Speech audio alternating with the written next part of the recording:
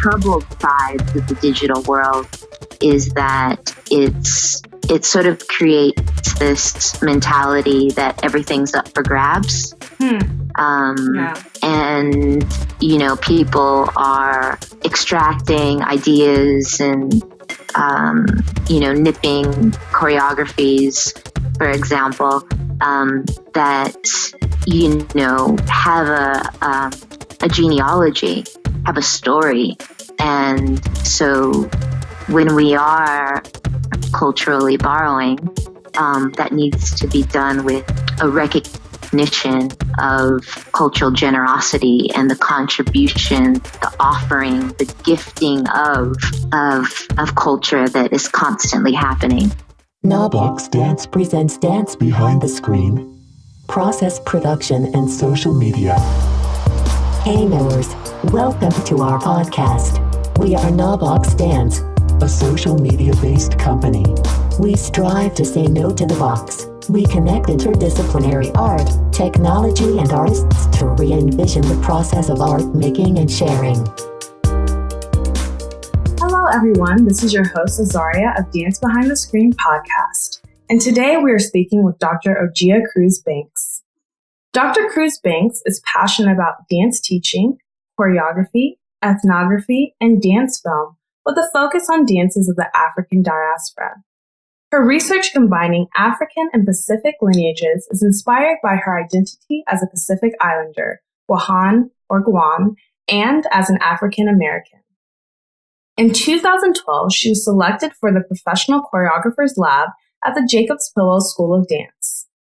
Dr. CruzBanks was also the keynote speaker and choreographer for the award-winning 2012 Black Dance Festival in Australia. Her short dance film called Tanu premiered at the 2016 Pacific Arts Festival, and her choreographic project called Africa and Aotearoa was nominated for Best Dance Performance in the 2012 Dunedin Fringe Festival. Recently, her collaboration with acclaimed movement artist Leela Aisha Jones was featured in the short dance film Original Spaces that was curated at the Gidney Center in New York City.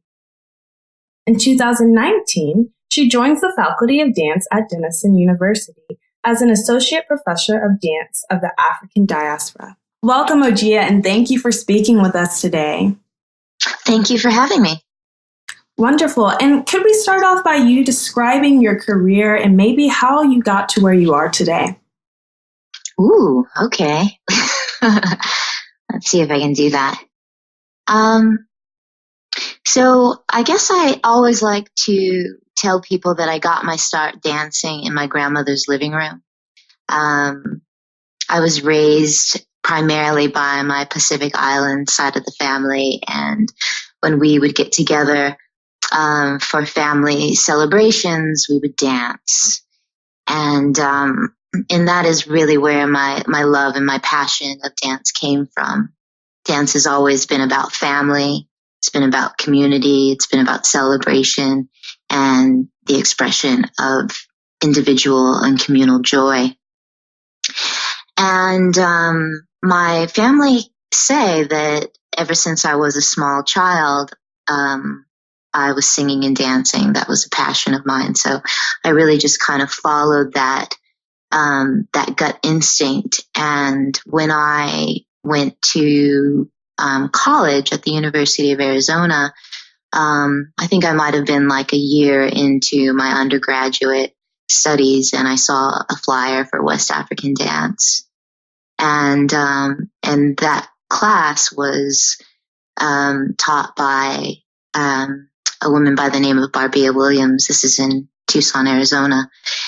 And basically when I discovered her and I discovered dance in her class, I realized that this was my ultimate passion. And she introduced me to another man by the name of Eno Washington, another Black American dancer, who sort of took me under his wing and started having conversations with me about the cultural significance of West African dance and what Black dance signifies. And then at some point I was introduced to the work of Catherine Dunham. Mm. And when I discovered her, I was acquainted with her title as dancer anthropologist. Right. And immediately I went, ooh, that sounds about right. Right. And I went to one of the Dunham seminars in East St. Louis. I think that was in 2004. And that pretty much sealed the deal. I was very clear at that point that I was interested in dance and anthropology. And that was a really good combination for someone who does African diasporic dance. And specifically, I was studying West African dance.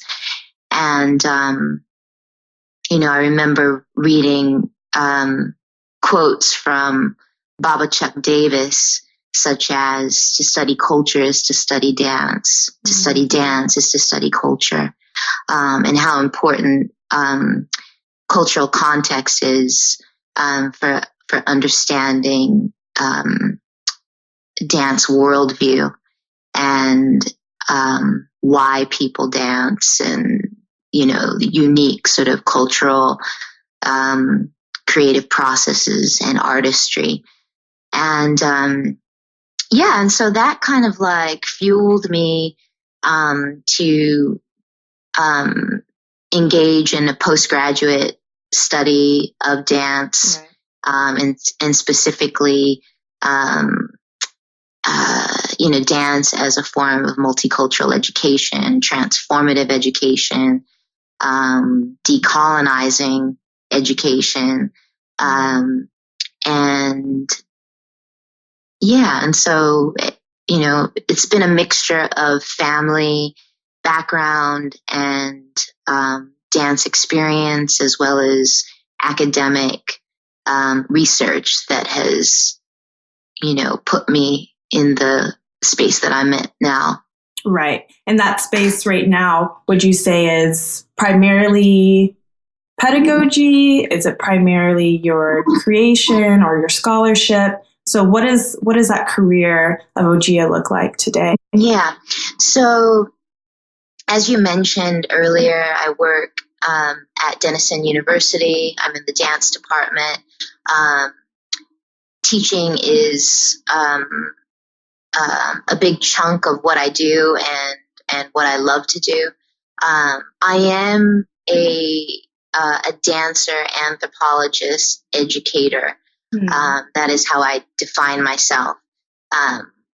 It is my interest and love of dance and choreography that took me into anthropology and also into education. So I would say that as a dance professional, I sort of have, my hands and my feet and my heart sort of equally in all of those worlds. Right. Okay, wonderful. So NoBox is really interested in this idea of the presence of social media in the field of dance. So I was just wondering, what is the relationship to social media in your creation process, in your career? You are listening to NoBox Dance. I use social media as a conversational point and also as an archive, because there are so many incredible dance archives on social media. That is so true. I find that for myself too, teaching, that these videos are so important and they're so accessible for our students as well. To go more into your dance film creation, I got the opportunity to watch one of your films and it was absolutely beautiful.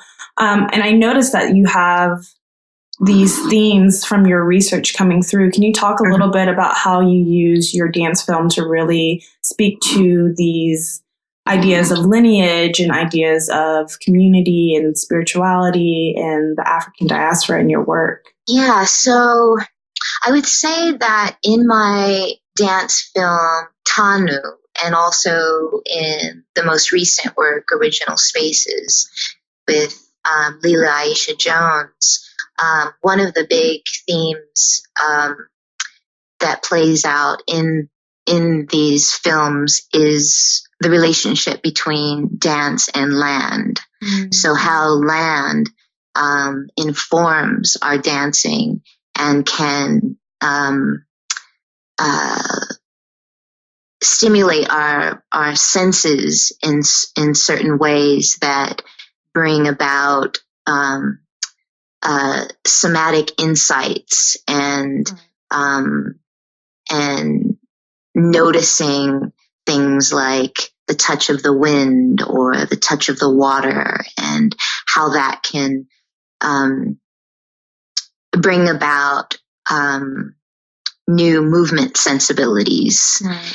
And also in terms of, for example, in Original Spaces, that is a work that was about ruminating on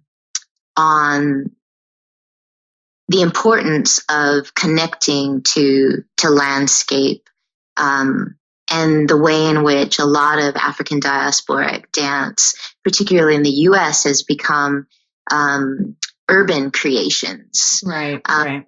And, people are, dancing on concrete or dancing in clubs. And that's a big sort of shift for us as Black people, descendants of Africa, where dance on the continent has always been on the land, on the dirt, on the grass. That way. And so it's about reconnecting to, some of these ways in which dance has been practiced, prior to our experience in the United States, but also reclaiming some of these approaches to dance and spaces, original spaces of dance, here in our new context in the United States. That is wonderful, and such a different perspective that I didn't even consider when watching the film, and it makes so much sense now that you said it out loud. To connect to more of my following of your work, which I absolutely love, I remember going to a presentation that you gave about the YouTube star Paris Goebel, and I was interested what kind of drew you to her or the ideas of that research, because that YouTube being such a social media influence, and how you kind of took a certain lens to dissect it. So would you tell us, our audience, a little bit about that research? Don't forget to say no to the box. So my research on Paris was primarily a project that focused on the conversations that occurred on social media, such as Facebook and Instagram, about her collaboration with pop singer Justin Bieber in his music video, I'm Sorry. And in particular, the controversy about the rebranding of her use of dance hall, a Jamaican dance, as polyswag. Right. And so what I found was that when there was media attention on her choreography, rather than, acknowledging and sort of explicitly saying, this artist is drawing from a dance lineage that comes from Jamaica. Instead, dance hall was labeled as polyswag, and there were Jamaican artists such as Orville Hall who were very uncomfortable with this, and actually called Paris a cultural thief. Yes. And called her out basically on some, cultural misappropriation. Right. And so the conversation for me was really interesting to see how African diasporic dance gets talked about within the South Pacific, New Zealand in particular, and how artists such as Paris Jobo are utilizing sort of the global currency of African diasporic dance, such as dance hall or hip hop. And then some of the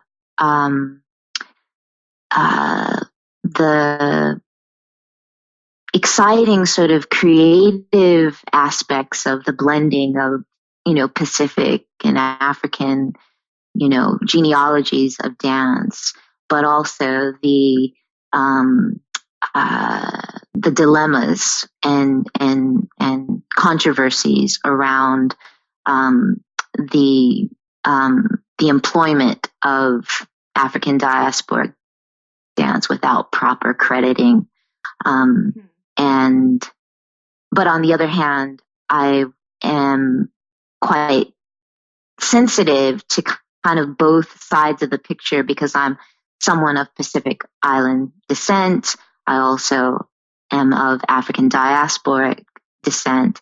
So I felt like I was quite well placed to, to look at this controversy from a balanced, perspective, because I see the way in which Black dance provides indigenous strengthening in the Pacific, but I also see the way in which it is commercialized and not, given its acknowledgement for the way in which it contributes to dance innovation and cultural identity in the Pacific. Right. And that's so interesting that you've realized that social media can be used as this place of archiving, which could have been very useful in her research or in her presentation of these forms. But then at the same time, how it can do the complete opposite and erase whole cultures and histories if it's not spoken of. So it's kind of this dual power that we see laying within social media. Yeah, I mean, we live in a digital age that really begs for dance scholars like myself to pay attention to how dance gets represented and conceptualized in the media. And I really use this digital space to my pedagogical advantage because my students are immersed in these worlds, in these media worlds, and the social media provides portfolios of dance artists such as Paris Jobo that can jumpstart conversations about artistry, style, cultural politics, etc. You are listening to Navvox Dance. All right. As we wrap up, we have our portion called Flash 4. Flash 4. Where we ask our guests to answer 4 questions in a flash. Are you ready? Yep. All right. Question number 1. If you had to recommend a resource to our audience, what would it be? Whether a book, podcast, someone to follow? Yeah, I would recommend Cheryl Dodd's book on Dance on Screen. Oh, Cheryl Dodd. Okay, wonderful. Question number 2. What was the first dance you saw? The cha-cha. I love that. I love it. Do you remember where? Oh, yeah. In my grandmother's living room. Oh, nice. And number 3. Do you think social media has a positive influence on the dance world? Yes or no? I don't think it's black or white. I think that there's advantages and disadvantages. Good answer. And last question. What is your favorite social media platform? Instagram, Facebook, YouTube, Twitter? Ooh. I would say I'm on Facebook more than I am on Instagram, YouTube, or Twitter. But I have a love and hate relationship with Facebook, so I'm not sure it would fall under the favorite category for me. Okay, perfect. All right. Thank you so much for your time and for sharing your thoughts with our audience. I know you're not a big social media user, but what are some maybe publications that our audience can follow your work? Look out for the book Black Pacific Dance, Indigenous and Diasporic Evolutions. I'm also really interested in the work that Anitha Kraut is doing when she in her book, I think is called Copyright and Dance. Oh, I've read that one. Yes. Choreographing Copyright. It's a good one. All right. Thank you so much. Thank you, Ojeya, for speaking with us today. And that is it for today. Thank you, Azaria. Thank you. Bye. Bye. Thanks for taking your time to tune into Dance Behind the Screen, a bi-monthly interview series where we go behind the screen to question process, product, and social media. Be sure to follow us on social media at KNOW Box Dance. See you next time, and don't forget to say no to the box.